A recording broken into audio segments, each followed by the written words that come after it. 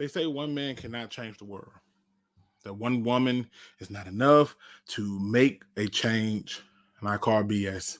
I think that not only can one person change the world, man, woman, whatever, I believe that there's power in your willingness to do something.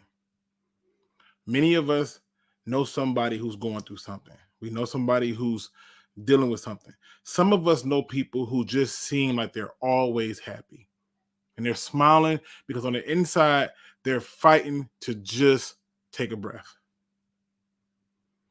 To the people who are out there struggling, who is out there fighting, who are out there battling, there is hope. There is a light at the end of the tunnel. Do not give in. Do not give up. Keep fighting. Keep pushing. Keep pounding the drum. Whether you know it or not, you matter. And we need you here. We need you here. And all you have to do is dial 3 numbers, 988. 3 numbers, 988. And if it's truly an emergency, then dial 911, a number you've been taught since you were 3. But we need you. I want to take this time to do something a little bit different. I want to thank Man Hour. I want to thank Buck and the people from Man Hour for joining me in this fight. Going forward, you're going to see some things a little bit different here because I really am about change. I really am about helping and doing whatever it is that I need to do to help. And one of those things that you're going to see is a new shirt, a shirt that has been designed to send a message, a shirt that has been designed to give you hope, to let those that we know that we love them. And it's the Stay shirt. This shirt will now be going forward on my site, aka this channel. And if you read it, it says Stay, tomorrow needs you. This is a message and a call to action. Comes in many different colors, right? Which is really beautiful to have. Pink, if you wanted to go that route. Blue. This is my personal favorite. Just a simple black and white. This shirt is going to do 2 things. The first thing it's going to do is that every time you buy from there, proceeds will go and be donated. I want y'all to understand this. This is huge for me because I have people who are joining me in a battle that they didn't have to join me in. You simply type in Man Hour and you will save 20% on your shipping when you purchase the Stay shirts. And all of that money that you're putting out there, those proceeds are going towards the American Foundation for Suicide Prevention. One person can make a difference. One. And I believe that you are that one person. So if you're the person who is out there who just simply need help, I want to remind you to stay. Because tomorrow needs you. We need you. I need you. Now let's talk football.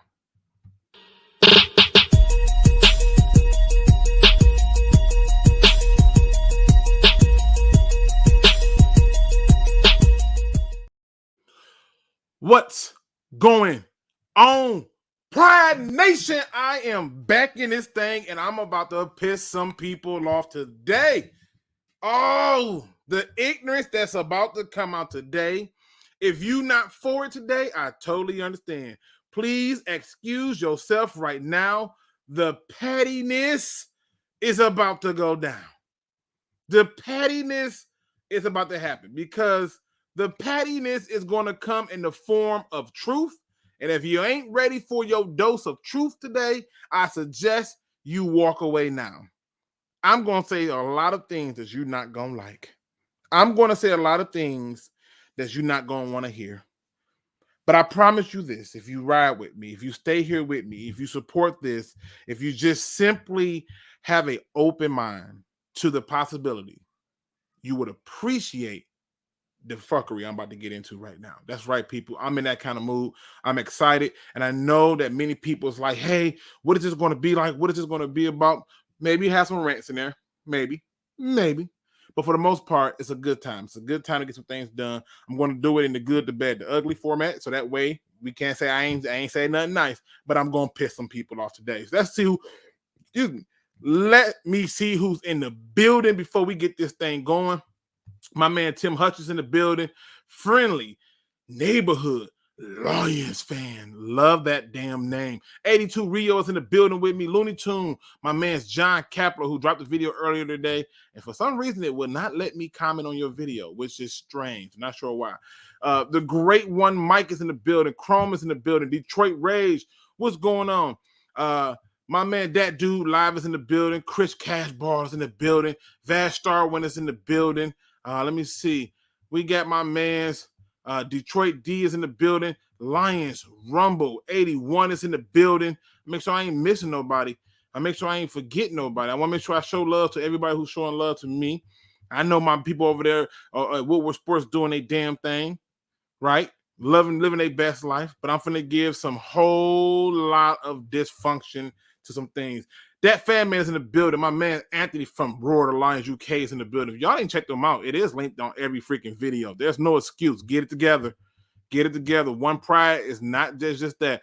We got my man Lions Talk with Micro Mike. I'm sure y'all all subscribe to him, but if you're not, shame on you. Burn for it. But surely you should be already subscribed to him. We got my man Noel. I know I'm gonna botch your name. I know I'm gonna do it. Peralta? I probably did that wrong. We got my man Detroit Made Me in the building. My man Dan Spanos. People, to the people out here, make sure we keep my man Dan in prayer and in high hopes as Dan is embarking on a journey of himself and is I don't think he know how much love can push something through. But even if you're not a believer, simply put some positive energy into the universe for those people who are fighting battles with their health and other issues. So make sure you show love there. And then we got my man Gavin in the building. We got my man 9 Drinks, One Funky Lion fan in the building. We got my man's, oh, wait, skipped on me now. Wait a minute. That went faster. Went a little too fast for him. Cap Ice Cold is in the building. We got, let me see, Crimson Shadows in the building. Make sure I ain't forgetting nobody. Marcus Willis is in the building. I'm going to make sure I don't miss none of this stuff, people. We got my man Raw in the building, a.k.a. TA's in the building. Listen, I'm finna get right to it. First things first, off rip. Here it come. The good. Let me please. Oh, wait. Andre R is in the building. What's going on, sir? Make sure I don't forget nobody. All right. Let me be the first to say I'm damn proud of you as a fan base. I am very proud of you as a fan base for one reason and one reason only. They said the game was sold out. And I skeptically believed that, and I could have been wrong, but I just knew I was going to see more green jerseys than I were blue. And it was a damn blue wave. Congratulations to you. Congratulations to you for actually creating a home field advantage. It was so damn loud in that stadium that my head still hurts. I literally could not hear my own thoughts. Kudos to you for showing up and showing out. I applaud you. Last year I went to the home opener. It was a sea of red and white. Very shameful. I had people trying to tell me, oh, you're looking at the visitor side. No. This was so beautiful to see. I mean, in the skyboxes and everything else you could think, there's just blue. Shout out to you. Kudos to you for that. To every person who showed up to that game, the tailgate, and the whole city was rocking. I just got to give it up to y'all, okay? What's going on, Joseph? Got my man Joseph Murdoch that showed up in the building. Okay, all right.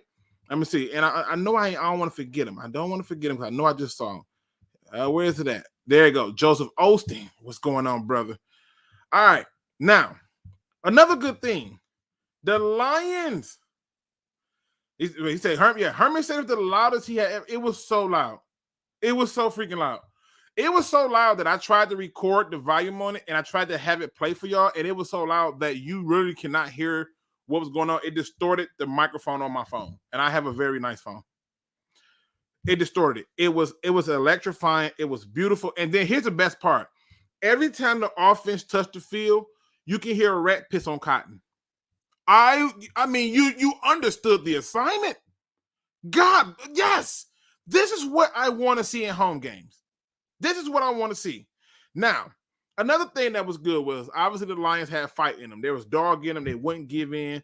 They started out, but hey, they had fight in them. What I want to point out is to all the people, again, this may not be for you, but if you're one of those people, don't get mad. To all the people who told me that DeAndre Swift is not a 3-down back, to all the people who told me that DeAndre Swift can't carry the load, when are you going to start to open your eyes and stop it?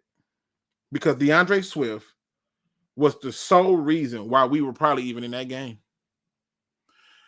It was electrifying to see him run. First play, 50 yards. He's running towards the end zone, and I'm just waiting for him to just run towards my arms. I knew he wanted it, but he didn't quite get there. I was okay, right? But they had an idea of what they wanted to do. Another good thing, I have been the number one critic. Again, it's one game. It's overreaction maybe, but it's one game. I have been the number one critic of a particular player. I made a video saying he's not worth a top 10 pick. I doubled down on that, tripled down on that, and I stood on it. I even said that he would probably be better served going over to the safety position. And I must admit that I was highly, highly proud and happy to eat crow for one day that Jeff Okudah showed up.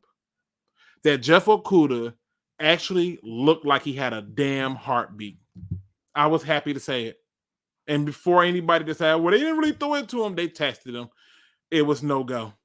And you know the one thing that I will tell you, again, it's one game. I'll give praise where praise is due, but it's one game. But I will tell you this much. I will tell you that the one thing I noticed immediately in watching him is what I saw in preseason. They must have told him don't do it in preseason, because in this game, he beat the shit out of every corner, out of every receiver at the line of scrimmage. He was very handsy. He was very aggressive with his hands and trying to press him to the sideline, which is what I wanted to see from the get. He was not doing that before. He was doing that in this game, and it made me proud. I want to give the flowers out. Now, there's going to be some people I'm not going to mention. There's a reason for it. We'll get into it. Another thing that I want to give a semi-love to is because Malcolm Rodriguez started, and a number of people said he was going to start. I did not believe he would start. I also didn't believe that the linebacker core was going to be that damn bad, but nonetheless, he started, and there was life. There was some life when he came out there and played. However, he's also going to be in my bed at some points, and we'll get into that later. However, what I will tell you is I was happy to see that he was at least a starter. Okay, that was a good thing. That was something that I don't want to overlook. I don't want to treat it like it's a small thing. He played, and that was a good thing. Okay, there was one play that you would have had to been in the stadium to see. I don't think they showed it on TV, and I don't know why. But his short height actually came into an advantage where a lineman was getting ready to block him. He completely ducked underneath them and made the tackle, and I was like, "Well, all right." So love every bit of that, right? Love every bit of that. Love the play calling on offense. I was like, okay, I can see some ideas of what's going on with the offense. Love that. Love the fight. Love the comebacks. Love the fans interaction. I've never sat next to a more group of nicer fans. Also, let me shout out the subscriber who provided me the ticket. Man, you were awesome. Thank you so much. I am not used to taking anything from anybody, and I was a little reluctant to take it, but I'm happy I did. I got a chance to meet you, rock with you, yell, scream, holler, and all those things in between. So to you, thank you so much for that experience, and it was a blast. I could not thank you enough, and thank you for trusting me. With being a person that could go to that game and rock it with you. So thank you for that. I want to make sure I hit on all the good, because when I get into the bed, I'm going to piss off a few people. I know I'm gonna piss off a few people. So let me hit a few more goods. I want to say I was excited for the adjustments that the offensive coaches, pretty much all the coaches made throughout the game. I was excited for that. I was very ecstatic about that. I was happy to see that they hunkered down. All right, now I can go on with some more good, but I got to get into the things that's irritating me because my soul says yes, and I need to talk about it. Let's get into the bed. The Lions made a mistake, and the Lions made a mistake not allowing Jared Goff to play more than just a quarter or whatever that was he played for that game. They made a mistake, and I'm going to tell you why. The rust was definitely there, but it also let me know that Jared Goff is who I thought he was. Not killing him, but I said before, I did not believe that Anthony Lynn told him to throw the ball 5 yards or less, and he was doing it again. I don't believe that they were generating enough pressure on us for him to do that. For the most part, he had a clean pocket, and I saw a guy who, when pressure got to him, he just let the ball go. In fact, I can even show plays where that occurred, including the interception. Somebody was coming at him, and he just let it go. He panicked. It is what it is, right? But they should have let him play. They should have let him play in the preseason because if there's anybody who needed to get in rhythm and stay in rhythm, it was him. It was absolutely him. The bad. To all the people who wants to talk about the onside kick, let me go ahead and begin this and piss y'all off. The onside kick is a non-fucking factor. I'm just going to be honest. It's a non-factor. To all the people who have an issue with the onside kick, let me help put this in a little bit of a different perspective. I don't care what analytics say. I don't care what Pro Football Focus say. I don't care about people saying things like, oh my God, you had so much time left. Why did you kick the onside kick? It was the third quarter. I believe it was 4 minutes and 20-something, 25 or 5 seconds, something. It was basically 4 minutes on the damn clock in the third quarter. They're down 10. And at that point, the Lions defense hadn't stopped the damn Eagles from doing much of nothing. The Eagles at that point, and I'll show those who don't believe, the Eagles at that point were already having long freaking drives. There wasn't like 1 play here, 2 play there, 4 play out. No, it wasn't that. That wasn't the game we was watching. Those were 9, 10, 11 play drives that was happening. And you get into a game where you're down 10, where else are you going to try to catch them off guard? Now, if you want to complain to me about, the execution of the kick, fine. Complain to me about the execution of the kick. You want to tell me it's bad timing? I call BS on that. Because every person in here know, had they got the onside kick, we'll be talking about how gutsy he is. The balls on him must be huge. Oh, how great he is. He must be something different. But because we didn't get it, we want to make that about the game. You want to know when the game got lost? Because it certainly wasn't because of that onside kick. That had nothing to do with it. You want to know what when the game truly got lost? Is when they decided after your running back was running wild to just bench him. We're going to go and call a bunch of pass plays and put the ball in the hand of the quarterback. This is where the game was lost at. They had no answer for DeAndre Swift. They had no answer. And what we did was come out after he just went down there and the Lions defense got to stop, and we come out and run 3 pass plays. 3. And if that's not enough, let me just show you. I want you to put it in perspective because some of y'all have been tripping. I've been staying quiet. I stayed away from a lot of channels because I did not want to be influenced. I had my own views and I wanted people to understand. I want y'all to take a second to look at this. Lions opening drive ate up 4 minutes and 42 seconds and 13 plays. Then you turn around and you get 11 plays, 40 yards from them. Okay. Lions come out. After getting a stop, let's see what they do. Oh, Goff, pass short right to St. Brown, minus 2 yards. Huh? But this was all on Anthony Lynn. Got it. 6-yard run from DeAndre Swift. Great. Keep going. Keep going. Incomplete pass to St. Brown. Punt. What's the very next thing that the Eagles did? 16 plays, 97 yards, 7 minutes and 55 seconds for a touchdown. But y'all complaining about the onside kick. Let's get to the second quarter. The Lions come back in response to that at a 7-7 game.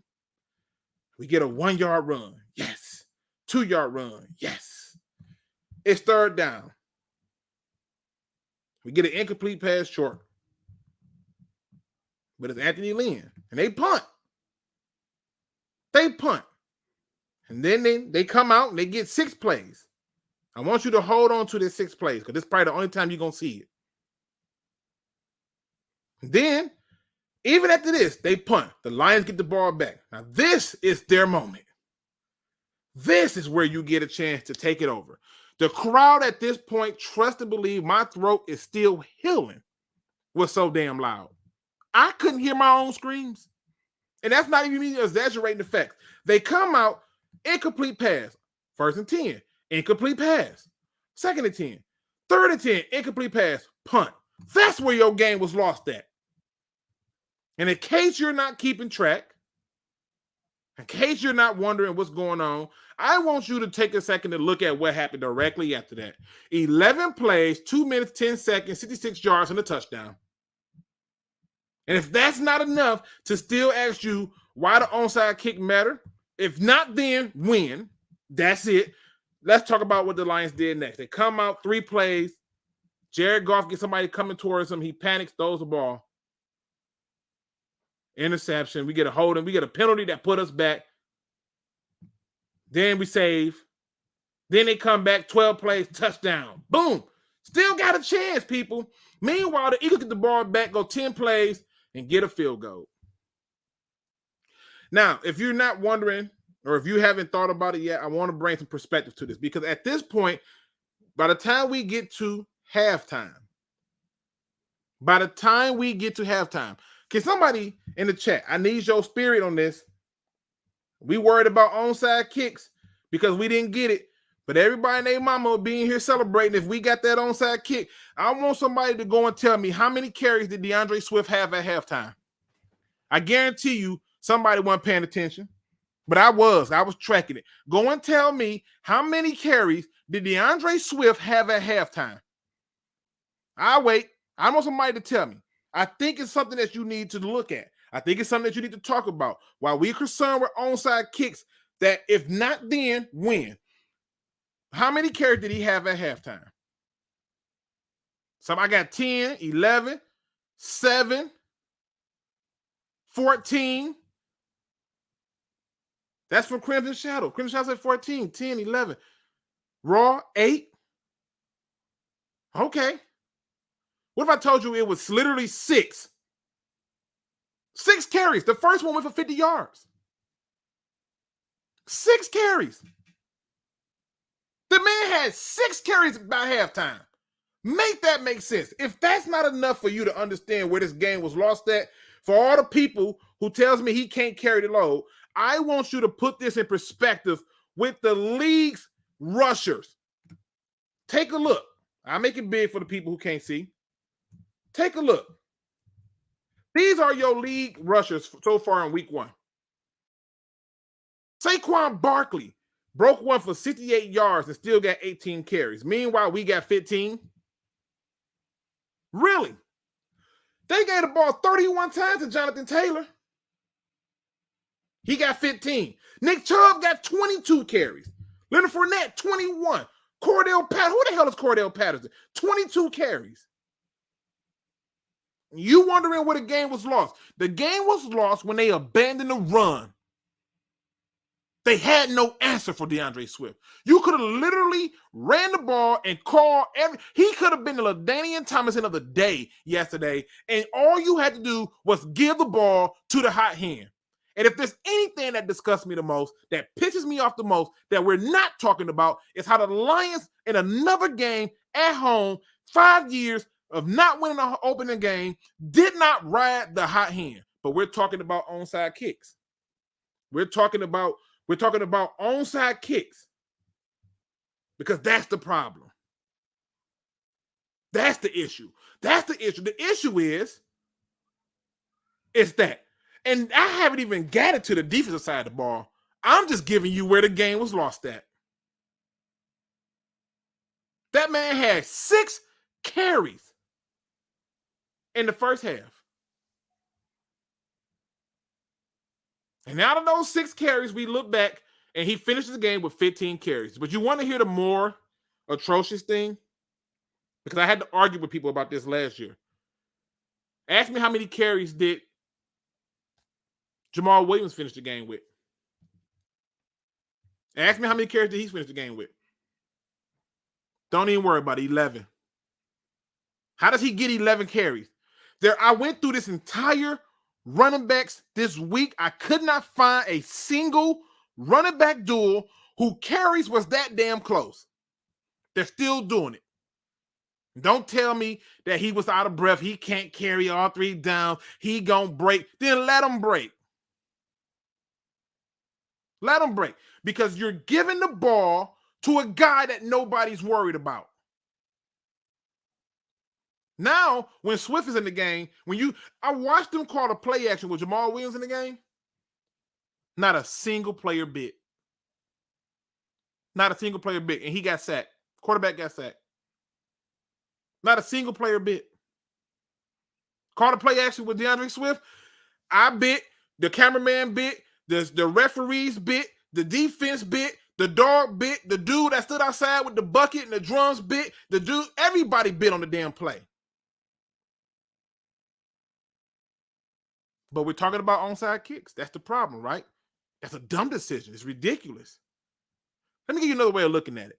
Did it ever occur to you that during that game, that the Lions, to that point, in case you wasn't keeping track, had not but once in that game held them to 6 plays? You don't believe me? Let's keep going. Right out the gate, 12 plays, 67 yards, 4 minutes and 39 seconds. Lions find some life in them, run 7 plays, get a touchdown. Great. Come back, 7 plays. Quick, swift. Touchdown. And guess what? Though this is after the onside kick. You know why? Because here's where I'm finna piss a lot of you off. Your favorite Michigan DN was out of fucking gas. Oh, he was tired, people. He was tired. And that's where I'm about to get even more patty. This onside kick, to me, was a signal to the defense. I need you to hold here. Hold them to, at the very least, a field goal. And if they are going to score a touchdown, guess what? It only took 2 minutes and 28 seconds off the clock.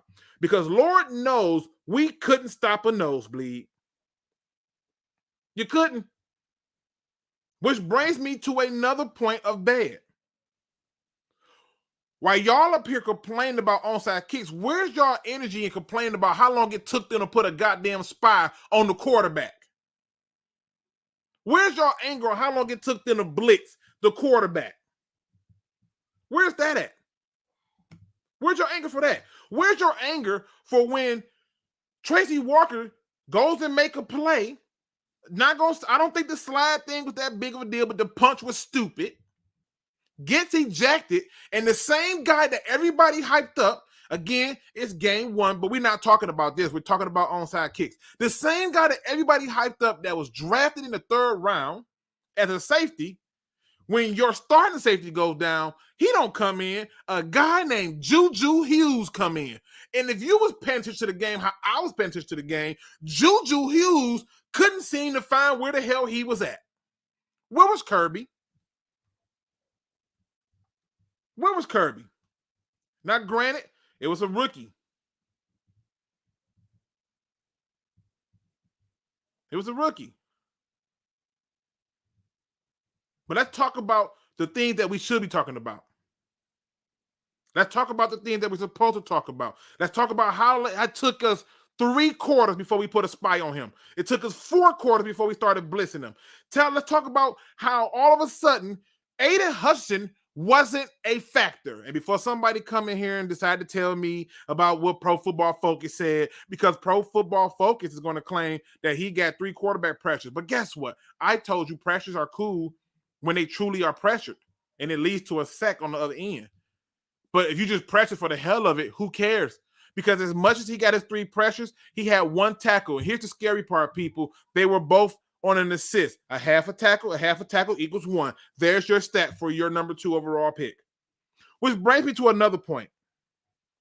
I remember, because I was one of the same people in that crew. I was one of the same people in that crew that did this. I remember Jeff Okudah's first game. He goes up against Devontae Adams, and Devontae Adams treated him like a stepchild.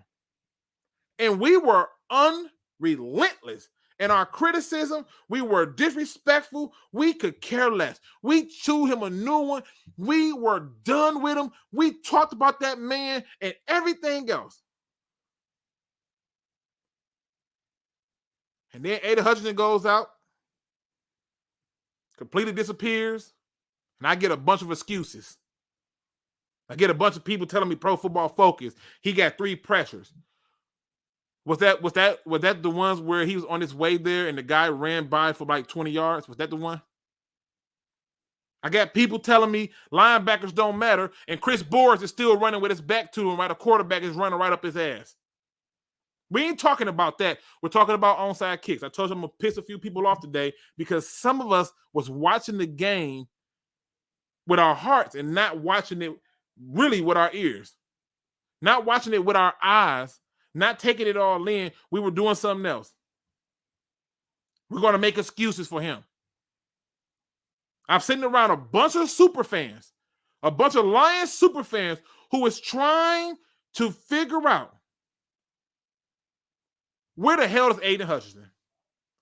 And before you start talking about the sacks, scratch that. Where is he at in the run game? What happened to setting the goddamn edge? What happened to that? We're not going to talk about that. We killed Okudah for his first game. Killed him. And then we give excuses to them. Then I get messages like this.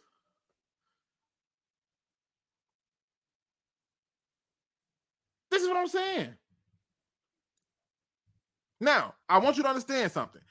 I am not attempting to destroy anything. I'm trying to get you away from the BS narrative that have been pushed by the media, that have been pushed by other people, because they want to talk about an onside kick. They don't want to talk about how we abandoned the run game. They don't want to talk about how our D-line that we invested so much into never freaking showed up.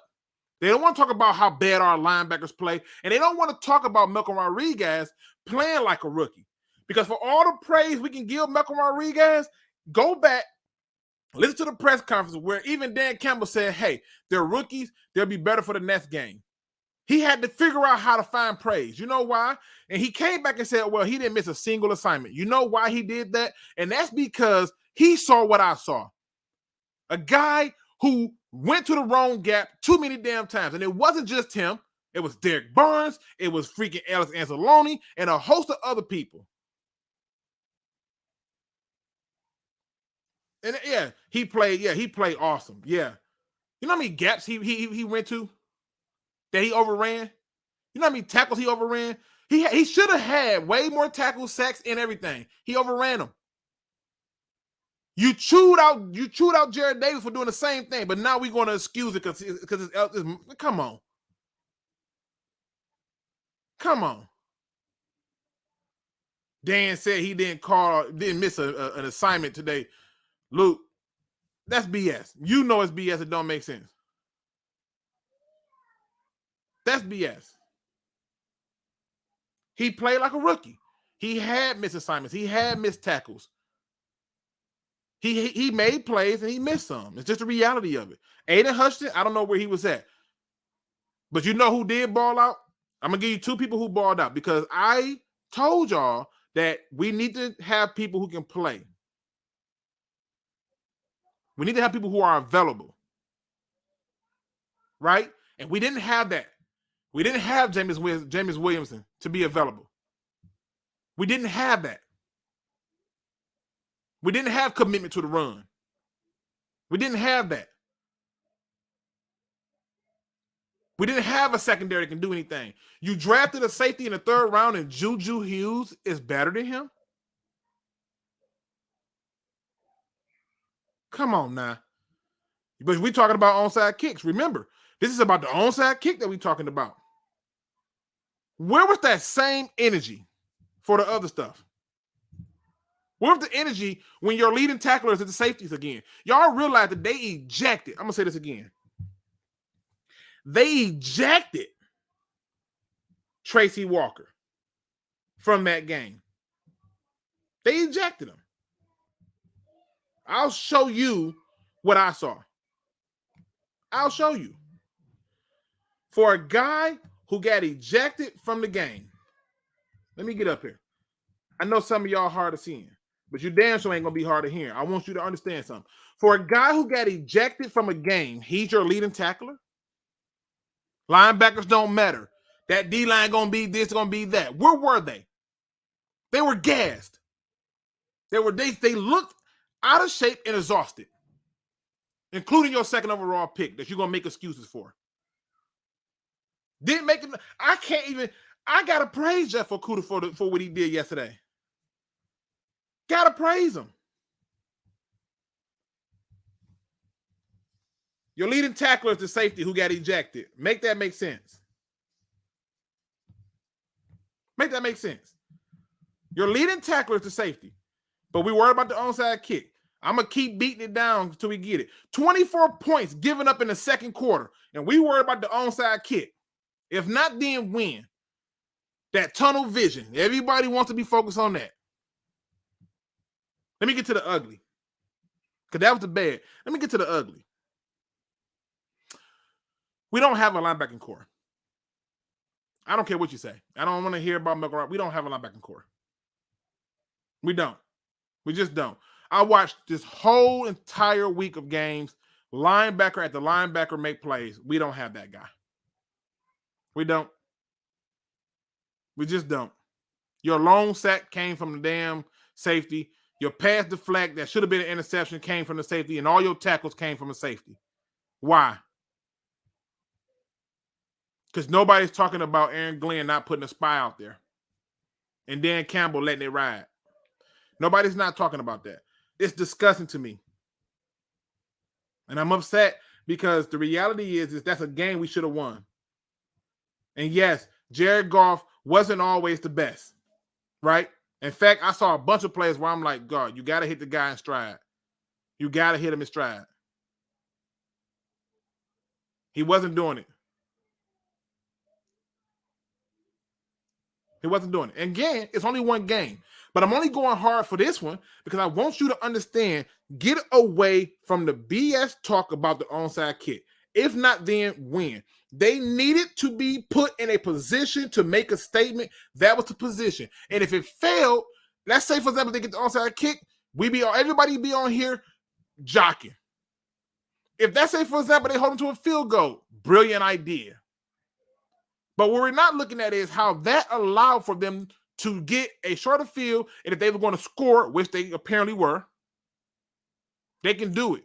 And that was in the 3rd quarter. People acting like he did an onside kick in the 4th with 6 minutes left. And it don't make sense. They're criticizing another coach for his decision to punt because he decided that it was more important to not lose the game as just as much as it was to win it. And he took the tie with the Texans tying it with the Colts. But we're not going to talk about that. Oh, don't get me started on that wheel route. Don't get me started. I'm gonna tell you right now, the tickets that was gifted to me had me very damn close. I was on the Jumbotron a few times. I was very excited, right? It was very close. But I don't want to see another message about linebackers don't matter. Don't want to hear that. And to all the people who talk about, oh, you don't really need an offensive line, go talk to Joe Burrow from yesterday. He took an ass whooping. Go talk to Aaron Rodgers. He took an ass whooping. But we're focusing on the onside kick. This is my way of saying it. I want to know where's that same energy at for Aiden Hutchinson. He did not have a good outing. You're not going to convince me of that. He was not. He wasn't. He was. Where was he? If you want to disagree with me, you're going to have to come in here and talk to me. I'll give you a chance to come in and tell me I've lost my damn mind. Y'all know how this works. It's an open conversation. But if you're going to tell me that I've lost my mind, come and tell me on the chat. Come in here. Don't text it to me. Come into the chat. Let's have a conversation, and you tell me I lost my mind. And I'll ask you to just keep it 100 with me. But on the other end of it, there's another problem that ticked me off, because I'm still waiting for the Lions to act like lions.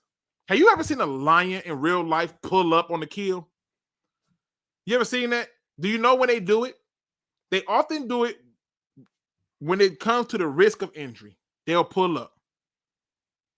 But once they're zeroed in, they have angle, they have footwork, they will ball and chase and grind and run and chase and ball and chase and grind and run. And the Lions don't do that. You had them on the ropes early in the game. Could have easily been up 2-3 scores. Nope. Put the ball in the hands of your quarterback. And people ain't going to talk about the drops. They ain't going to talk about the drops. There's all kind of drops, which is probably another reason why you should have just ran the ball more. In fact, if you go back and you look at the game, the moment they started running the ball, they actually got going.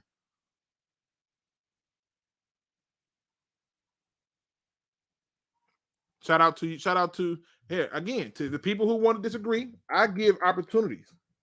I don't shy away from it. I give opportunities. You could jump in the chat and tell me I'm crazy. Jump in the chat, tell me I've lost my mind. It's pinned up there. All you need is something with a microphone, a cell phone, tablet, computer. Jump in. It's pinned up. But to tell me, oh, we don't know football. Come on, Melvin. You said, bro, y'all don't know football. That was one of the best defenses in the top offensive lines. Go learn football. They were so top that the man had to run for his life. I got it. You right. They were so great. They were so great yesterday. That D-line was so great yesterday. The Eagles was amazing. You know what? They were just 100% just killing our quarterback. I mean, he clearly never had a clean pocket. That D-line was ferocious. Newsflash, good. Logan Steinberg, yes. Those 2 penalties, terrible. Outside of those 2 penalties, performed. And guess what? He held his own with the rest of the offensive linemen. There was one play I watched Jonah Jackson get bulldozed straight over. It happens. Melvin came in the building. I'm going to give him a chance to tell me I'm full of shit. I'm going to give him his chance. I see you in the back, gentlemen. I'm gonna let y'all in the building. Got to get my man Melvin in. Melvin, you ready to rock and roll? I just need a head nod, brother. All right, let's get it. Is my mic on? Your mic is on. You here to tell me I'm full of shit. Go ahead, talk to me. No, I ain't gonna tell you full of shit, but I understand the emotion. You know what I mean? That's just what it is as a Lions fan. We're gonna get emotional about every single game, and that's just what it is. But I had to sit back after yesterday's game and say, okay, we lost, right? We played good. We lost by 3, which we don't need no more victories in this season. But if you're gonna give me the opening game, bro, and tell me we playing Philly, the number 1 offensive line in the league, you can Google that. The number 1 running, well, they probably 1A and 1B with Baltimore when it comes to the running game, but we played well against them, bro. We played well against one of the top defenses in the league. Bradbury and Slay are not no slouches. Brandon Graham is still over there. They still have a defensive line. Like, we played good, bro. And I know we shouldn't be thinking about the past and the moral victories and all this and that, but you got to understand our defense is lacking, not because of the coaching, but because we missing some players that we drafted in the 2nd round, and Pascal, and I think, who else missing? Lehman Neal or the other dude? I got chewed out for pointing that out, but I'm just putting it out there. We didn't need no help from those people. But go ahead. But one more point though. One more point, real quick. This is the NFL, bro. True. If our strength is the defensive line, they're gonna figure out how to take that away. And if you talk about the NFL and the number one offensive line that been playing together for 2 and 3 years straight together, they gonna figure a way out to take our strengths away the same way they used to with the Dominican Sue when they was coming with the short passes when we thought our defensive line was the shit. And everybody who beat us with short, quick passes. You know what I mean? Like this year's Lions are a good defensive team. They just happen to play Philly in the first game, period. Okay. Let me ask you this, Melvin. What did our players and our coach say about moral victories? Oh, we don't need them. Okay. So we talked it out the window. I'm in agreement with them, right? They're the professionals. Yeah. I'm in agreement with them. All right. Oh, now, yeah. Let me ask you this. I'm gonna go back and I'm gonna show you this because this is a little bit of a homework assignment. Okay. I understand that we talk about that D line. I want you to look at the top runners right now. I'm leaving this up. Oh, yeah. I want you to look at it. Take out Miles Sanders. Just look at 1, 2, 3, 4, 5, 6. Those 6 right there. I want you to go back and look at all the teams that they went against front 7. You're gonna find that they have something in common. Okay. They're gonna find something in common. When you find it, come back, post it in the chat. Let me know. Because I think what you will find is this. We can talk about it being the NFL, but the pick 6 was a huge play. And they tried to say that, he threw that because TJ Hockenson ran the wrong route. That's bull. No, that's bull. He panicked because the guy was in his face. I'm pretty sure I can probably show it on here. Yeah. No, this ain't even it. Where's that damn? Here you go, the pick 6. Let me see if it let me show it. All right, let me see. All right, let me get this right here. I can't slow it down. But right here, you can see that somebody's in his face. And he looking that way. You can see the guy right here getting grabbed. Right. He is really focusing on him. He thinking he going short at this point. Mm-hmm. But because this dude had somebody in his face, he just let it go. Damn. He just let it go. Yeah, I know, man. I saw that. So I hate to see it again, but I saw it. But again, we can't talk about that's a detrimental play to the game. It's detrimental play to the game. If you think about it, when you score 35, you're supposed to win. If they score 35, take that 7 away, that's what, 31? Yeah, but dig this though. At the end of the day, we really got to hone into our strengths on the offense, right? Like we ran Swift the way he's supposed to run. He ran the Brock really good yesterday. He should have had more opportunities, right? He should have had a little bit more opportunities, right? 15 carries, bro. And plus, if this the Lions team that we going forward to win with, you draft a tight end and you got Amon-Ra St. Brown all up in the middle of this field, bro. All navigating all these linebackers and safeties. Ain't no way in hell they supposed to get the most targets, period. Like the deep shot should come after the run game been established and after you killing them over the middle. But we had the run game early. That would have set up the deep shot, and no. We have to do that all game. Like I know, and that's the problem. But we talking about onside kicks, Melvin. That's what the problem, and that's why I'm disgusted by the narrative of onside kicks. Onside kicks is not what we should be discussing. Other things. It hurt, but that wasn't the reason we lost. You know what I mean? I would say that pick 6 was more the reason than the onside kick. I mean, at that point, it's just coaching, man. He called the call, and if he make the onside, what they say, if he get the onside kick, he a genius. But if he don't get it, it's the most messed up play in the world. 2020. So you can't follow for that, Melvin, man. If you want to hang on the background, you can. Hey, man, good seeing you, my dude. Salute, yes, man. Sir. I'm back in the business, though. Let's go. All right, listen, I got people in the building, man. I'm going to get them in. I'm Rumble, I see you back there. Anthony, I see you back there. Crimson Shout, I see you back there. But we got a Manny in the building. I don't know if Manny going to come in and shit on me. I don't, but it's all love. Manny. What's good, Luke? What's going on, brother? What you got for me today, man? I'm just trying to get people to change the narrative and focus on why we really lost that game. And it was abandoning the run and a defense that couldn't do nothing. And our second overall pick was really not a factor in the game. And for the people who want to say that he was double teamed, go back and watch that tape. He got a lot of one-on-ones. Just go back. What you got, Manny? I got to talk about these drops. DJ Clark is paid $10 million for 1 year, correct? I forgot his contract, but I know it's high. Well, It's he high. runs a simple curl route in the red zone and drops it. And then following that, you get 2 Stenberg penalties that would not have happened if you catch the ball, we're in the 5, and run the ball with Jamal Williams. Fair. You have to help out your team. We're not that talented. Any mistake counts. The Eagles, I didn't see one mistake. Not one mistake. Well, I mean, it's one of the things, man, where for me, the mistakes did add up. And there were those small ones that turned into, there was like those little like anthills. It became a mountain. You know, the pick 6 was huge. That's a free score for the defense. The long drives were huge. The lack of tackling on plays by linebackers was huge. The lack of pressure from the D line was huge. The only 2 D linemen that I really felt like were doing something was Aleem McNeil and Austin Bryant. Yeah. But we are short on D tackles. Bugs, I mean, I don't know. These draft picks have to be available. Because these guys... Manny, don't say that out loud, Manny. You're going to get canceled for saying that out loud, Manny. Because the last time I pointed that out, I was told I was a hater. I'm being called a Wolverine hater right now, but we chewed out Okudah for getting destroyed by Devontae Adams. But go ahead, Manny. Be careful what you say. People watching now, you're going to upset a lot of people with those kind of statements. Yeah, there's just too many injured players. You can't pull up. And wait, one other thing about Jalen Hurts, people are giving this guy too much credit. I'm hearing he's a top 2, top 3 mobile quarterback when there's Josh Allen, there's Mahomes, Russell Wilson, Kyler Murray.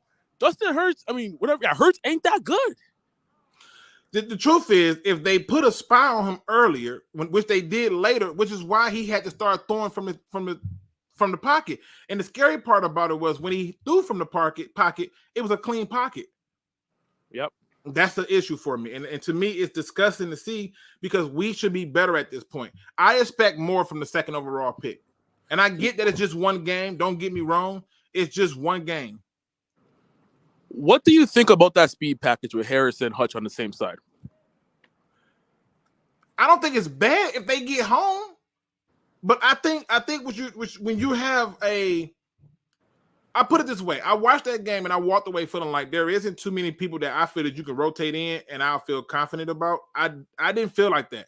And to me, if you're going to have them both out there on the same side of the ball and I'm a defense, I'm just going to run it to the opposite side because who's the opposition on the other side?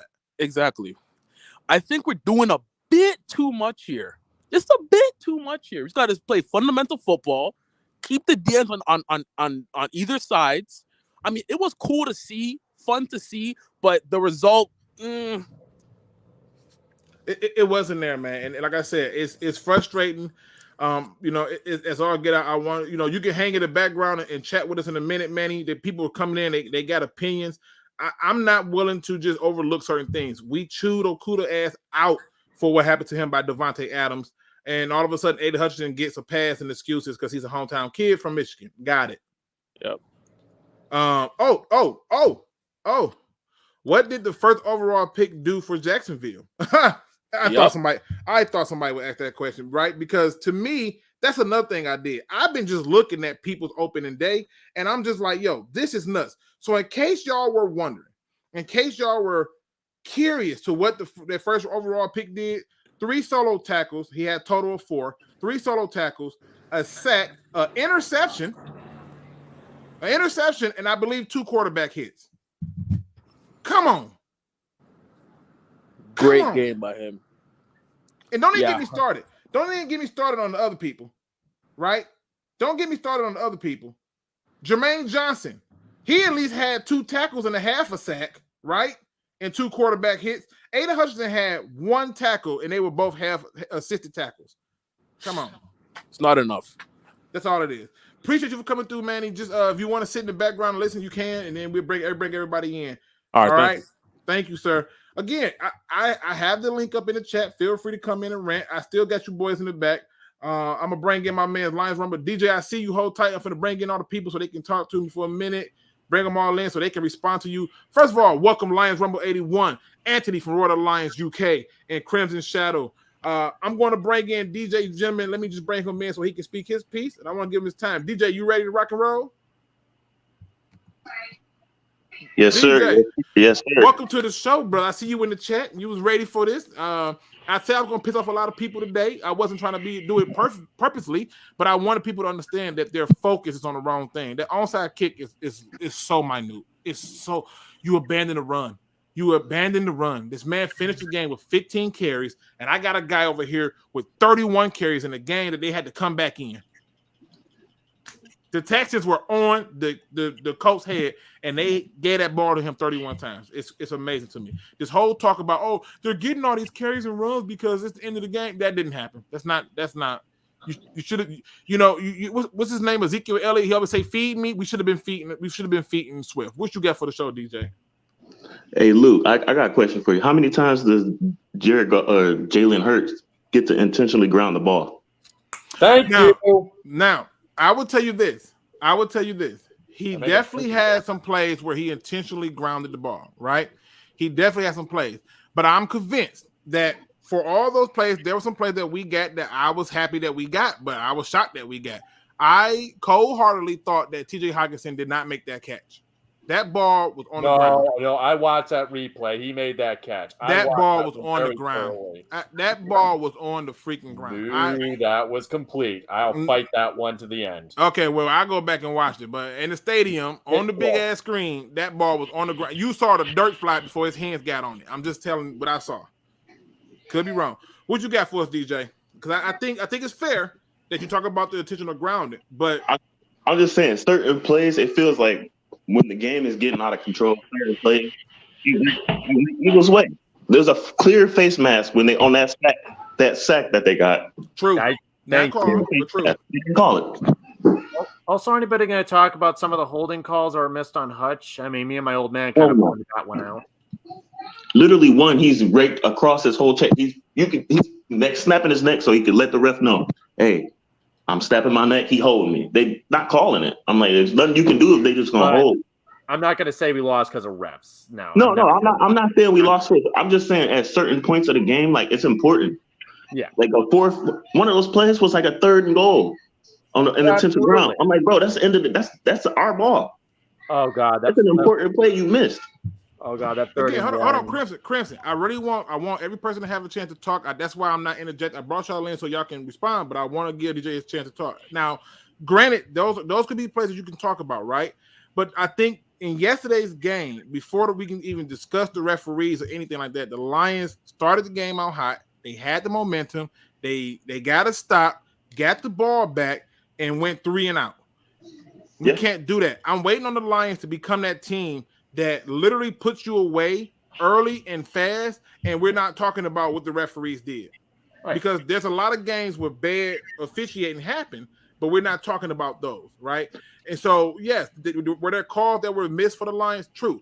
But that's our thing. This ain't the year for referee talk. This ain't the year for moral victories. The Lions should have won that game. Definitely. The only other thing I got for you is that Amani got cooked again. I don't understand how this dude can be good and bad at the same time. Who's that? Amani. It's like, Amani, you make a great play, and you turn around and you get burnt for 50 yards, bro. Like, what are you doing? Or he makes one play, then next thing you know, AJ Brown bullying him. I'm like, we gotta do something about that. But keep in mind, AJ Brown played a lot within the slot. And you look at our third option for that slot, AJ Brown took advantage of that. And then on top of that, that option could be solved if you had good safety play. The safety play was not as strong as I would like it to be. And they really had their way. There was one particular play. I want to say that was Malcolm Rodriguez, but kudos to him for trying it. Goddard got a nice pass and got the running, and he is trying to destroy Rodriguez's life. And Rodriguez, tried to get the tackle, it didn't, but he slowed him down. But those plays happen when you don't have good secondary play. Your D-line is not getting pressure, and your linebackers can't tackle. So, and one more thing, and then shouldn't Chase Lucas have got at least a couple plays? I mean, because I think he still would have played like a rookie. And I think on that play where Will Harris got beat, Will Harris was thinking the same thing most people were thinking, that they was going to run the ball, but there was no pressure, and the quarterback had a chance to read it. He read it right. There was no pressure, and he threw it up. He just got to turn his head on that play. A lot of times, Will Harris is right there. He just don't turn his head around. I don't get that. Isn't that like quarters, one-on-one? You got to turn your head around so you can see the ball coming. Yeah, but that's something that most cornerbacks need to learn when playing in the NFL, and they don't. That's why you have good and bad. Everybody still loves Jalen Ramsey, and every time I watch him, he getting beat like he stole something, right? Every time. You know, so I get what they're saying, but I wanted more. And to me, I thought that our safety had to make too many tackles because there was no second line of defense once you got past the D line. Yeah, that's what I thought, DJ. I could be wrong. DJ, if you want to hang in while I bring everybody else in and we just have a group discussion real quick, we can do that too. All right. Cool. All right, my man. We start off with my man Lions Rumble. Rumble, what did you think about the game? And then we go to Anthony. I saw Anthony's with the Roar of the Lions UK family today, and I was dying because I could not get in there to comment because I was doing work stuff. And I'm like, of all the times, this is when y'all decide to do this. Okay.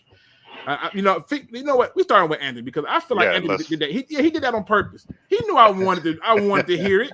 He knew I needed to hear it.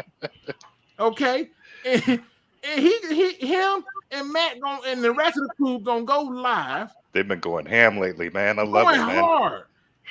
Anthony, explain yourself. Why are you trying to be so great when you already are awesome? Explain yourself. What did you think about the game? So when I went to bed last night, it was 38-35, and I'm thinking, you know what? I was really annoyed when the game finished yesterday, but I thought, you know what? Heat of the moment, the emotions, they'll settle down. I'll sleep on it. I'll wake up this morning, and I'll probably feel very positive about this result. I woke up this morning. I had to think about it, and nothing had changed. I still felt angry. I still felt annoyed. I was still with what happened yesterday. And you want to know why? Let's take the box score out of this, because for me, people can get too wound up on scores. People going, we only lost by 3 this time, not by 40. You're not looking at what the fundamental problems of this team are. What were the problems we had last season? We gave up too many points in quarters. Between the start of the second quarter yesterday and that first drive that Philly scored on in the third just after the half, they beat us by a box score of 31-7. You can't give up 31 points in just a slight bit over a quarter and expect to win games very often. We had that problem last year. We had that problem this year. We started off well. What was the other problem we had? Keeping the scoreboard moving, keeping points on the board, even if it's just field goals, even if it's anything, just keeping those points ticking upwards so that when later on in the game, you're not trying to dig yourself out a 20-point hole. What did we do yesterday? Scored first drive. Great. We forced a turnover on downs, first defensive drive. Great. We've got our own ball at what? 40, something like really good starting field position. 3 and out. Then 3 and out again. Then 3 and out again. The same problem as last year. The offense went stagnant and we could not keep the board moving. What happens? We get put down in such a hole that we can't recover from it. And like so many games last year, it's coming down to that last drive. We're begging for a defensive stop to be able to get the ball back for one shot to win the game, and we run out of time. Someone converts down there. The exact problem we had last season. Now people go, we only lost by 3 points to Philly. It was close. When they scored that pick six with 7 minutes to go in the end of the second quarter, at no stage in that game did we have an opportunity to tie or go in the lead. So you're telling me we're in a close game when we didn't have a single opportunity to go in front from nearly halfway in the second quarter. That's rubbish. You are coming from behind all game. You make stupid mistakes. Third downs, useless. Again, problem the defense had getting off the field last year on third downs. I mean, look at some of the ones today. Will Harris getting worn like a fur coat by A.J. Brown as he drags him for 10 yards. Just trying to tackle him, and he's just dragging him along like it's no man's business. Amani got swim moved by A.J. Brown on the line of scrimmage. He just ran off, was in about 20 yards of free space. Easy out for Hurts. Third down converted. Can't get off the field. Defense gets gassed. We give up points. We end up coming with this valiant, heroic fight back near the end, making the scoreline look more respectable than it is. And we all get excited about it. And I'm like, I'm sorry. I've seen this script last year. I expected this team to be better this year. Just because we lost by 3 points doesn't mean all our problems have been solved overnight. We still have the same fundamental problems as last season. Now, don't get me wrong, individually, I saw a lot of stuff I like from people here. The run game, the offensive line, the run blocking, fantastic. This offense does look a lot better than it did at this time last year, but fundamentally, the problems in this team are the same, and that's worrying. And that is why I'm not happy about losing this game, even if it was just by 3 points. And you know what? They say that I be preaching, right? they say that I be preaching, but the reality is that that's the real problem. I don't want to hear about onside kicks when the real problem occurred well before the onside kick. I don't want to hear about the officiating or the referees when you had opportunities with a home crowd who was nuts. I had a dude next to me that I thought I was gonna have to punch because he was too hype, right? And they could not take advantage of the crowd noise. It was scary loud in there. It was so loud to the point where I saw multiple players on the Eagles having to walk back to the quarterback because they couldn't hear a damn thing. It was that electrifying. And you telling me we're worried about onside kicks when at this point we have another game to fight back in. When are we going to be the team to get up and put our feet on their throat? When are we going to do what Kansas City did? And that's the point, Luke. You know, I keep getting told, oh, you know, we shouldn't expect to beat the Eagles. Well, why the hell not? I'm sorry, I know it was at a flooded field, but the Bears beat the 49ers with no offensive line, no receivers, one of the better teams in the NFC North. They got across the line against the 49ers there. The Texans tied. You know, the Giants beat the Titans. You know, there is no reason, if you don't execute your game plan properly and play well, there's any given Sunday in this league, you can beat anyone. And we seem to have settled that a 3-point defeat against the Eagles is almost acceptable in this case. I'm just like, that is not true. I am kind of fed up of this here, that, you know, we should settle for this. You know, we struggled in this game for most parts. And again, we're playing catch up, and I'm just really tired of it. Like you said, the crowd noise was there. You had everything you needed, but fundamentally your problems remain the same. And that is not acceptable. It really is not, because what does Dan Campbell preach? Grit. What does grit mean? Grit means to overcome a challenge, to win, not to be the bridesmaid all the time, just come short, die trying. That's not grit. Grit's overcoming a problem. And they need to do that. If they want to epitomize this term of grit, then they've got to win games. They've got to get over the finishing line. They can't finish second. And you know what? The performance was all right. But if you come and lose against Lionel Richie's backup band next week and can't beat them, this performance means nothing. This performance only means something if you go out and whoop the Commodores next week, and that is it. So Big Perm says the difference is he's speaking facts. You just ranting, Luke, steady bringing up the onside kick, because that's the narrative for the day.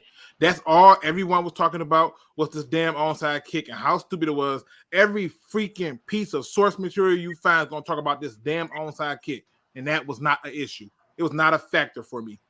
It wasn't. Man. Us abandoning the run is a factor for me. Us doing 3 and outs when you have a chance to go up by 2 scores is a factor for me. Us going 3 and out when you have a chance to be up by 3 scores is a factor for me. All the other stuff is not a factor for me. My second overall pick not being present for the game is a factor for me. My 12th overall pick not being available is a factor for me. My second overall pick not being available is a factor for me. Oh, and by the way, your safety, who then gets ejected for throwing a punch, bonehead move, gets tossed out, and the guy you drafted in the 3rd round is not even the one who goes out there to fill in for him. It's a factor for me. I'm not ranting. I'm pointing out what we missed to talk about. I do love you, Big Perm. Yeah, you're right, Luke. You know, there is a lot to be critiqued in this one, you know, because this is a season where you're meant to make progress forward, not have all these heroic moral victories again. It's just not on. And we had chances to win this game. I don't care what they say about the strength of that Philly team. When we were running the ball well, we were running all over them. The defense was making plays on occasion when it wanted to, you know, when it wasn't gassed and when it wasn't on the field all the time. Bad coaching with the onside kick, you know, just all these little things just held us back from a game that we could have won if we really executed right. And that's what really annoys me here. I'm not settling for this. It was just 3 points. That's good enough. It ain't good enough. It is not. Man. Yeah, listen. And again, to the people, I know people probably think the big part they don't get how you can be passionate about something, disagree or have different views and it be cool. But this is the reality. And I do got to pay some bills before I let you go, Rumble. Let me pay these bills because I gotta show love. I gotta show love to these guys because y'all don't understand when they told me that they were so moved by my commitment to helping people save a life. To make sure that they don't do it because we need them. They went out and made these shirts and said we got to do something to help, and they took this task on. And I want to make sure I give them all the praise. I got to change my description link, but it's going to be in there. Let me make this up there. This is brought to you by Man Hour. Again, we're trying to get them well over 2,000, but they are going to cover all 32 teams in a multitude of sports. So check them out if you can. Please show love and support. But also on top of that, what Man Hour does is give you a variety of things to do. You're going to see me talking to some of the other team YouTubers who are a part of the Man Hour team and group. You're going to also see me doing a host of other things. But more importantly, for those people who don't know, they have introduced the Stay Tomorrow Need You shirt, and it matters. I when I saw the shirt, just so you can see, and here's the back of it. Right here is manhourradio.com. It shows you on the back of the shirt. But the Stay Tomorrow Need You. When I saw the shirt, I cried. I literally cried for so long. I didn't know how to respond to it because I wish that was something I could have told my friend. I wish I could have told him, stay, tomorrow needs you. And I didn't get that opportunity. And I wish there was a message that he could have got from me, that he could have seen to let him know that it wasn't just about tomorrow. It was the day after, the week after, the month after, the years after. I needed you to stay.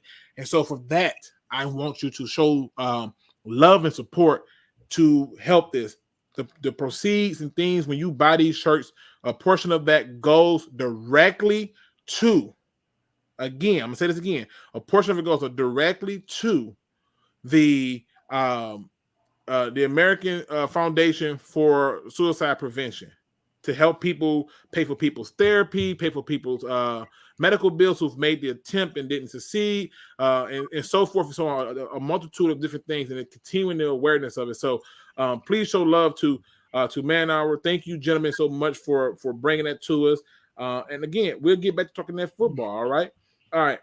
So Rumble, and again, once I get everybody's opinion, then DJ will have an open forum to go forward a little bit and get it all in. And to everybody who's in the chat with me, thank you so much. Hit the like button, subscribe, notification, and bell.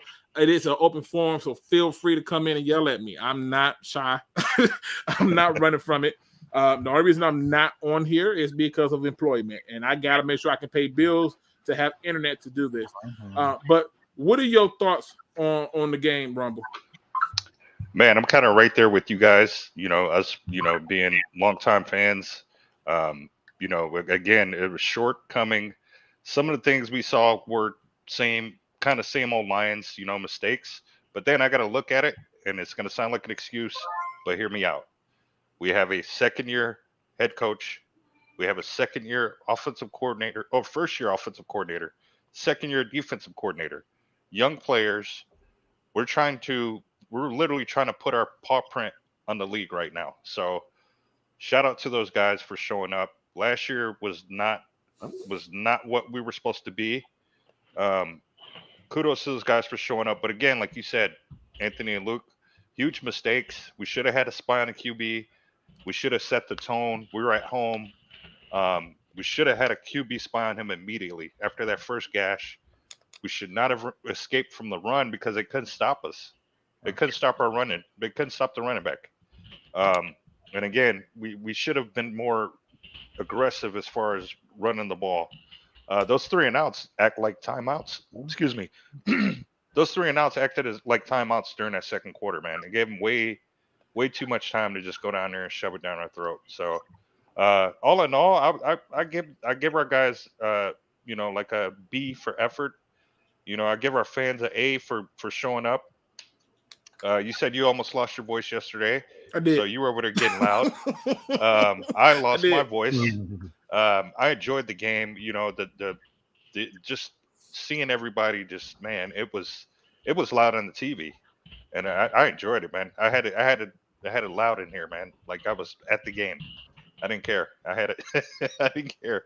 But yeah, man, I thoroughly enjoyed the game. And again, there's some mistakes that we can clean up. And we're young, and but we do need linebackers. Let's not.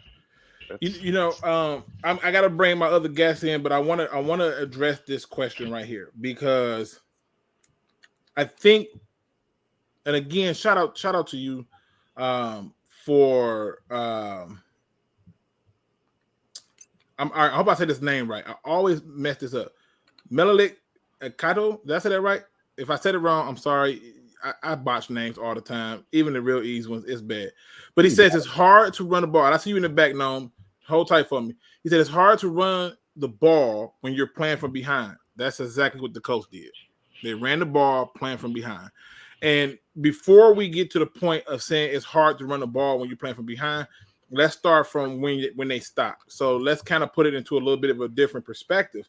I don't want to just keep saying it's kind of hard to run the ball when they, just this right here is the first play. I want y'all to just take this all in. All right. Let's just take it in. All right. Let me just get this down here and get this going. All right. Right here. Where is it at? All right. So the first play they come out, there's a negative short pass to Swift. Right. And they figure, all right, it's 2nd and 11. And he breaks off a 50-yard run. Right. And then they put in Jamal Williams and he gets us 7. And then they put in Jamal Williams again, he gets us 4. And then they do a short pass, get the penalty, Logan Steinberg, whatever. All this happened in the first quarter, but after that, I think he cleaned it up. Then we get an 11-yard run at the middle by Swift. And a 9-yard pass and a 4-yard run, then obviously we get the touchdown. Where basically I thought Jamal Williams would stop, but then that boy kept himself up and got in for the touchdown.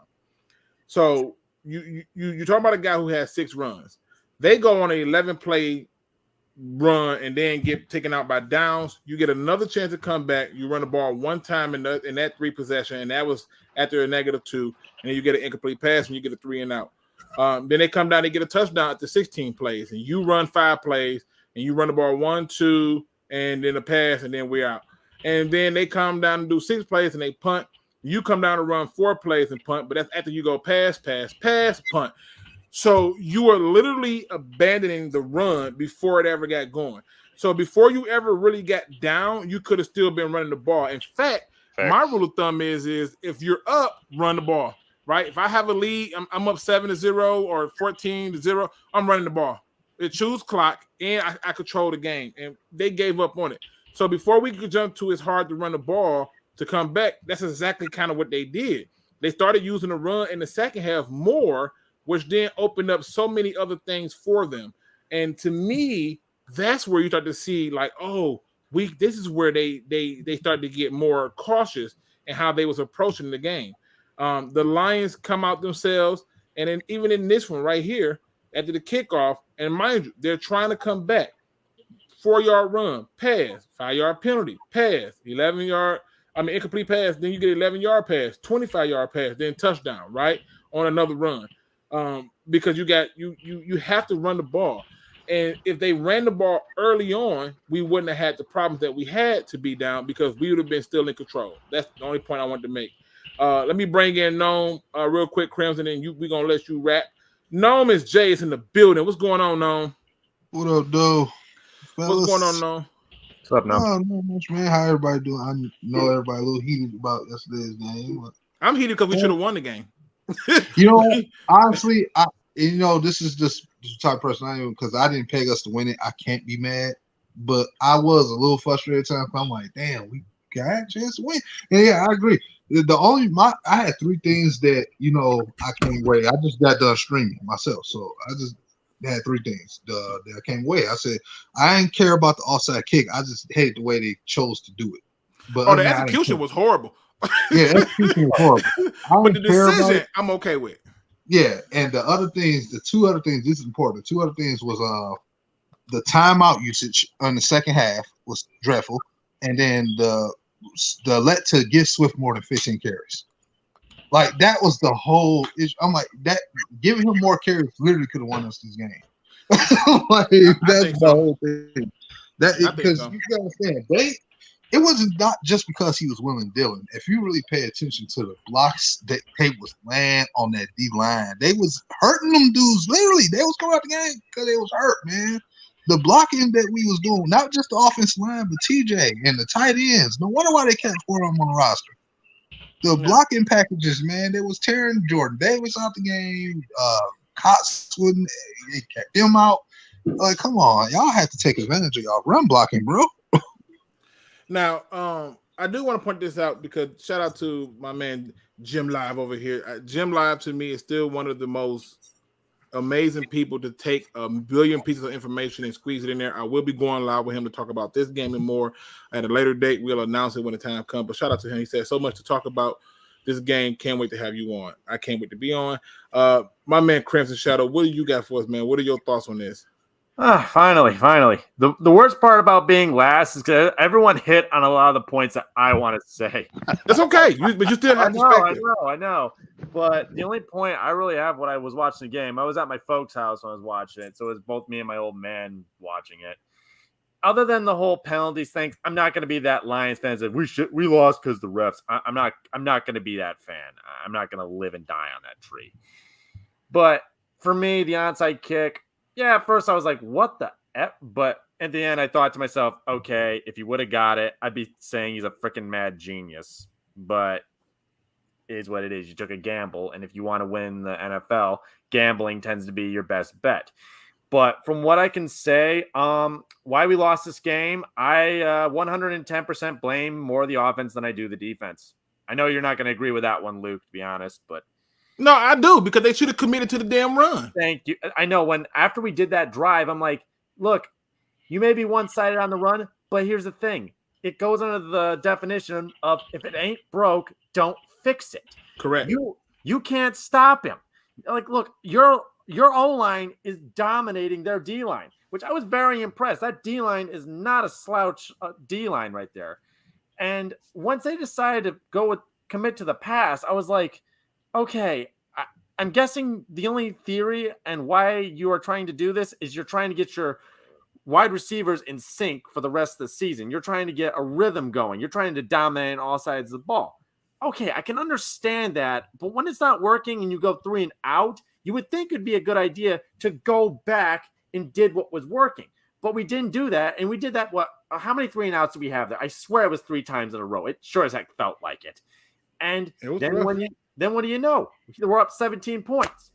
What do you know? And our freaking offense is gassed. As for Hutch, I mean, look, I saw a few holding calls. No big deal. That happens all the time. That happens in the league all the time. Double teaming did happen, but I will say I was actually kind of shocked that we got behind their O-line as much as we did.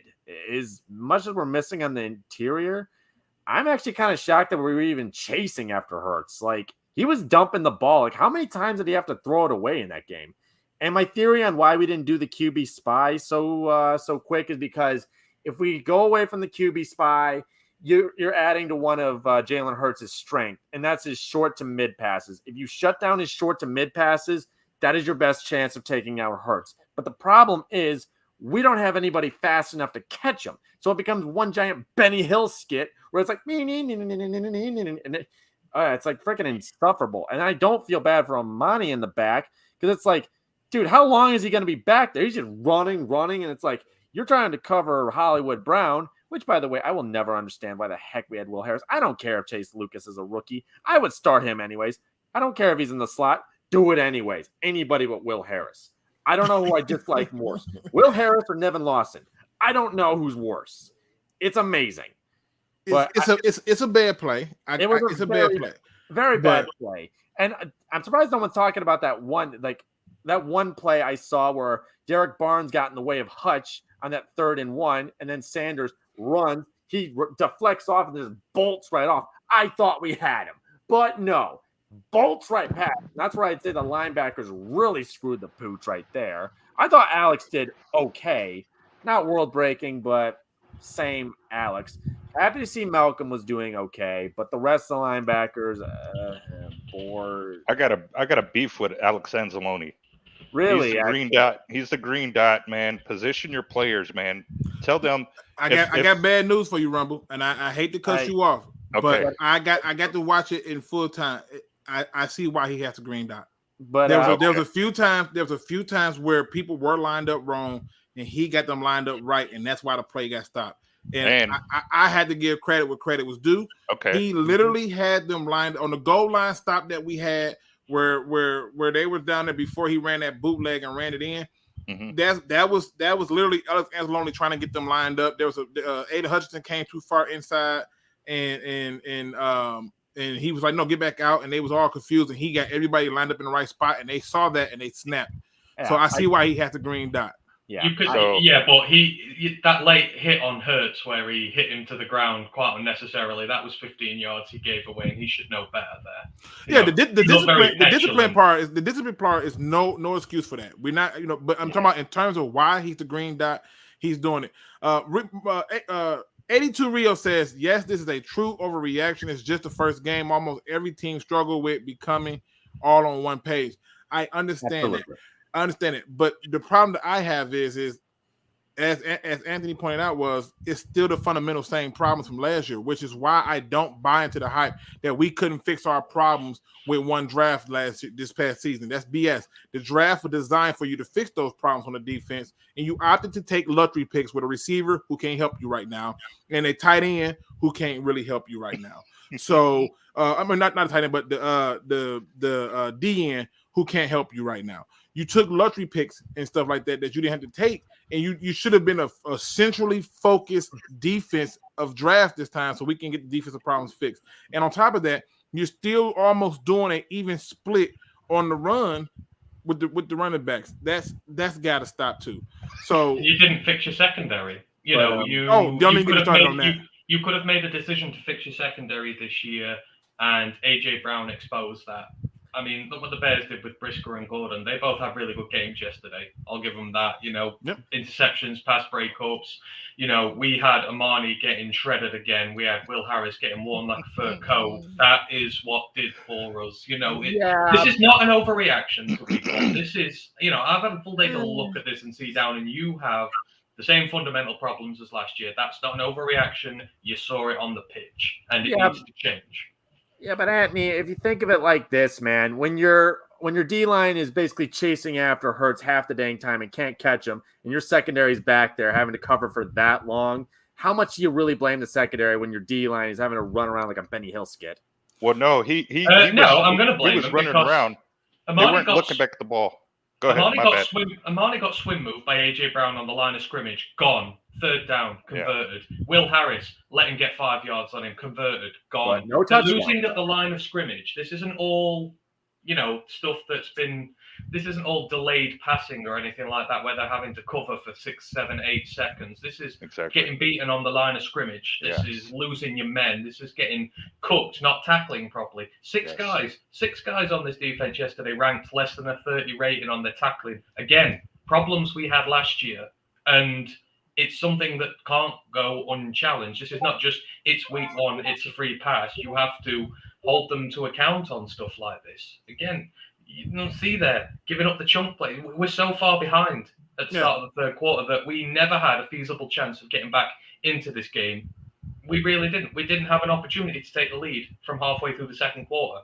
These are problems. These are not overreactions. These are problems.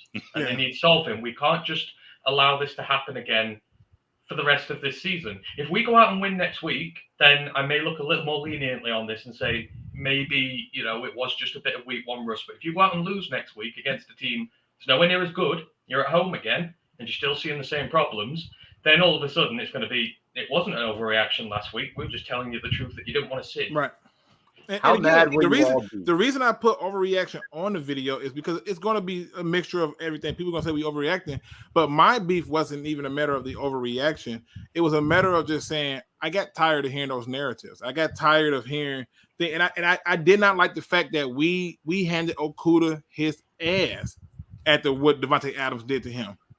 We did him so dirty. I mean, we can go back and dig up the corpse on how bad we buried that man. And Aiden Hutchinson gets a pass because he's a hometown guy from Michigan. Can I get on that too? Huh? Can I get in on some of that? Yeah, go ahead. Because I'm with you, Luke, all the way. Everybody was quick to write off Okudah, even though he hasn't played a season yet. If you look at the games played, he didn't play one season, and everybody was quick to be on his ass. Oh, I'm still on his ass, but I'm praising him for the one game. You gotta go off the trend, and the trend in preseason is the same thing we saw yesterday. No. In the preseason, he wasn't using no hands.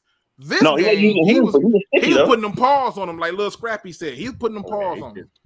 And I know y'all don't want to hear this. I know refs can't change a game. If somebody tells you the refs can't change a game, you ain't been a Lions fan long enough. But they didn't change that game. Do change game. But they didn't change that game. Not that game. I'm not saying that game, but I'm saying don't let anyone think that the refs do not change the outcome of games. They've changed plenty of our games. I've got two points I got to make real quick. To Anthony's point about him saying, it's the same. It is, because they didn't turn their head back around towards the ball. So that's why Jalen Hurts was just ripping and running, man. Yep. And everybody was just focused on their wide receiver. That's a fundamental, man. You have to keep your eye on the ball, because then that's how you jump routes. That's how you're able to find out where he's going to go. I'm going to force him to the sideline. And to Okuda's part, my only beef with him was this. You're number one. You're a first round draft pick. You should be on AJ Brown's ass. That should be your man. And then to the Anzalone should be like, I got the running back. You got the quarterback. If he runs out, these are minor things that I can say. And I'm not a football player by any means, but these are minor things that I wish I would hear them do on the field. Like, if you're tired of chasing Jalen Hurts, okay, next time I got the quarterback, you get the running back. Especially in those RPO situations. That way, there's a helmet on the ball, and even if they don't get to the guy, at least whoever's blocking, somebody's going to be available. But what I saw yesterday was just, secondary with their back to the ball, and then Hurts was like, "Oh, the whole middle's wide open for me. Let me go ahead and take off real quick." And that's my only beef, man. But they're young, and exactly. They're young, and we should expect these things. I just like I said, it's the narratives for me. And like I said, Malcolm Rodriguez did a lot of good that game. I'll give my praise where the praise is deserved. He did a lot of good in that game, but he also had a lot of rookie moments. Big Perm says again with the Aiden slander. I'm just telling the truth. We chewed out Okuda. Joseph Osteen says Adams owned Okuda. Hutch played fine. He had literally a half a tackle twice to make one tackle, and forget the box score. Take the box score out of it. When do you remember them calling his name for anything? May I ask one question though? Go ahead. Okay, I know we're doing ifs on this one, but how mad do you think everyone will be here if we get our ass whipped by the Commanders? I'm gonna be real pissed. Because you gotta keep in mind. You got to keep in mind, I had us beating the Eagles, the Commanders. Oh, I didn't have that. I definitely had that. The Eagles were a big F. If you can't beat Washington at home after a performance like that, with the crowd on your back, with the crowd galvanized and the team playing better, then, you've got to give it up. There's something wrong. There's something wrong. Not to mention, your season just got a lot easier with Dak Prescott being out for a significant amount of time. So by the time you play the Cowboys, you're probably going against Cooper Rush. Buddy, I got a Cowboys fan. He is so mad. And Washington have lost half their D-line. That's the strength. Oh, I forgot about that. They've lost Fedarian Mattis. He's gone. Chase Young to have 250 yards. Hey, there you go, Luke. Fedarian Mattis was another round 2 DT pick, so it's not just ours that get injured as well. But but they've lost depth there, so that's their strength. You are going up against them with your offensive line. You should be ruining whatever is on that front yards for Swift. And running Swift should be getting 150 on this. I'm put it like this. How good is their O-line, by the way, like compared to the Eagles? Hold on, I think Nomis was saying something. Hold on, would you say Nomis? I'm gonna put it like this. What I mentioned earlier about us wrecking the Eagles D-line, if you're saying that they D-line is hurt, then I need to see them running out this goddamn city next week. Because the way I see it, next week we should be coming up with a nickname for that O-line. That's how much I expect us to change the fundamental. I need to hear the players this week. I need to see articles hearing that they've been having meetings talking up for each other. I should be seeing Deuce Staley and Jared Goff going to the coaching staff, rest of the coaching staff, like, yeah, we need to get Swift involved more. I should be hearing these type of things coming up. I'm sick of the cliche. But you know what's going to happen when that happens, right? Then Jared Goff will be able to really dot people up because, again, there were some drops. Again, but that to me is another issue that I'm going to hope that they do next year. Play your starters a little bit more, or if you're going to play them that third game for a half. I need them to come in with more fresh bodies than what they were. Yeah. You know what? I don't think. I think you're talking about as far as the preseason stuff that we usually deal with every year.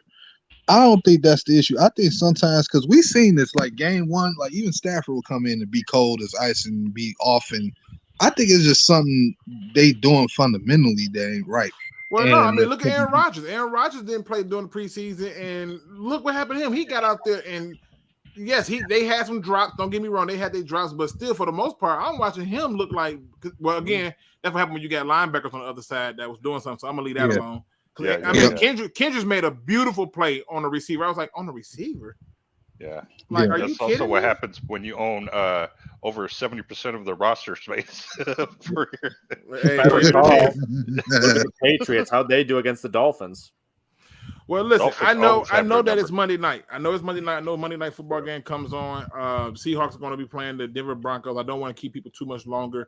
I do want it to put things in perspective. I hope we gave y'all an enjoyable show, and I do thank everybody who came in and showed love. I'm just trying to keep it so we can get to that game. I know I'm going to upset a lot of people. My comment section is about to get blew the hell up. I know it because, God forbid, I say anything negative about our second overall pick. Your standards, you're not going to tell me that you expected that from him in his first performance. I'm still too high off of what happened from Ndamukong Suh, and I'm still too high off of how we treated Okudah at his first chance on the field, getting torched by Adams while playing hurt. I don't know if Aiden is hurt, but he certainly was out of breath and got gassed in that game. Just putting it out there. And if you really look at it, we can do shoulda, woulda, couldas. If you don't have the pick six, you figure they scored 31, we scored 35. Nonetheless, we should have won that game, and that's my opinion of it. Let's go to the final thoughts, and I want to start off with my newest guest who came into the building today, DJ, who showed up and said, you know what, damn it, I'm coming in and talking ball today. What you got for your final thoughts, man?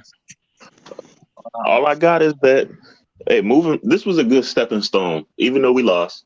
I mean, it could be the same thing that happened last year with the Cowboys. They had their first game. It was a close game. They lost. But they springboarded them for the rest of the season. Hopefully for us, it's the same thing. We are praying. I'm telling you right now. I don't know if I'm going to this game or not yet. I know my friend wants to go to this game because I told him how fun the first one was, and now he's like, we got to go to this one. I'm like, bro, I don't know if we're gonna get that same turnout. That game was turned up. But I'm down for it. We need Amani to get to training with Okudah now, apparently. No, you know what? To be honest with you, Amani has games where he has these moments, but the truth is your safety play needs to be incoherent. Amani is a gambler, and so it's hard to gamble when you don't have safety play over the top. It's just hard to. But he's our one. I'd rather our two be the gambler. You know what I'm saying? Our point like one, you gotta be that guy. Did he give us some plays? Sure, but were all those plays and all those yards on him? No, no, absolutely not. And Rodrigo, you got to give him his credit. He made some plays out there. I gave him his credit, but he also made some mistakes. No, Miss J, give the people your final thoughts. Fundamentals needs to be heavily the emphasis of this team. I know they like screaming the word grit, but they need to start preaching fundamentals because they need heavy work on that. On the side note, I feel like Okudah let AJ Brown catch a pass on purpose just so he can hit him. I don't know why. It was a pass out there he let him catch on purpose. I swear I think he did it on purpose. But yeah, you know what, man? They just need to work on the fundamentals, man. Hopefully the offensive line can continue to build up on what they did this past week, what they've been doing over the past season, man, and just, stick to the ground game. It's your best friend. You know what I'm saying? Just like, say apple a day keeps the doctor away, with a swift play keeps the damn loss away. So let's just go. Hopefully we can run the ball, man. But y'all stay blessed and stay healthy out here, man. Yes, sir. Big Perm says, say you don't like Aiden without saying you don't like it. What? I'm being honest. Did anybody in here think that Aiden had a great outing for his first game? He's okay. And he went up against the top line. Walker can't say that. Choose too much. I'm just saying. If you really want to annoy him, Luke, just say Jacoby Windman looks better. Oh,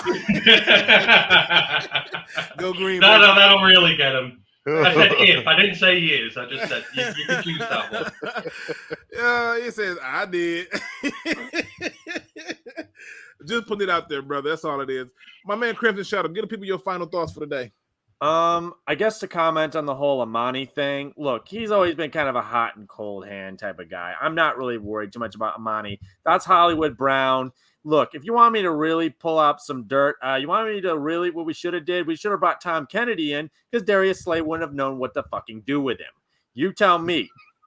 Am I wrong? Am I wrong? Tom Kennedy wasn't activated. We gotta go with. Me that Slay would have known what to do. No, he would have looked at him cross-eyed, like, "What am I supposed to do with this? I don't know this guy." I mean, look, we gotta go with who was on the field, and I think who was on the field was enough. I was happy to see Cephas get out there. We didn't talk about him enough, but I don't think they had enough plays go his way. Yeah, and I was happy to see Reynolds out there. I thought there was a few passes that got away from Goff that was too high or too far and ahead of his receivers. But for the most part, the people that was out there, I think, was cool. But to finish up on my thing, I want to say, look, I'll be honest with you. I was expecting worse, to be honest. Because look, being in the chats, I have seen horrid things. I was expecting Akuda level, like Akuda's not first round. I'm expecting the fire Matt Patricia. Like, dude, I was expecting, like, I'm gonna have to get a fucking helmet out. I'm like, oh god, guys, we're going into war. Shit's going down. I see. We have lost the coop today. We have lost the coop, Crimson. I've been in this chat for years, and I've seen you absolutely just cause that chat to go insane. Aiden saying Aiden wasn't going to be good. I kind of expected it. I was expecting you to all say, I said is, fire Dan Campbell, fire Brad Holmes, get the owner, sell the team, everybody, get the down. I was expecting something crazy like that. But you know what's funny? Even Brandon Graham was not even a factor for me for real. Like yesterday, he was basically MIA too. So I'm just putting it out there. Obviously, my man Anthony, who if y'all haven't checked out Roar of the Lion UK, you got to check it out. Anthony was definitely upset. That's an understatement. I appreciate it so bad. He wasn't letting nobody have nope. That's Bullocks. Nope, it's Bullocks. Yeah, rubbish. We're not going with it. He was not letting you have it. It is what it is. So, but Anthony, give the people your final thoughts for the day.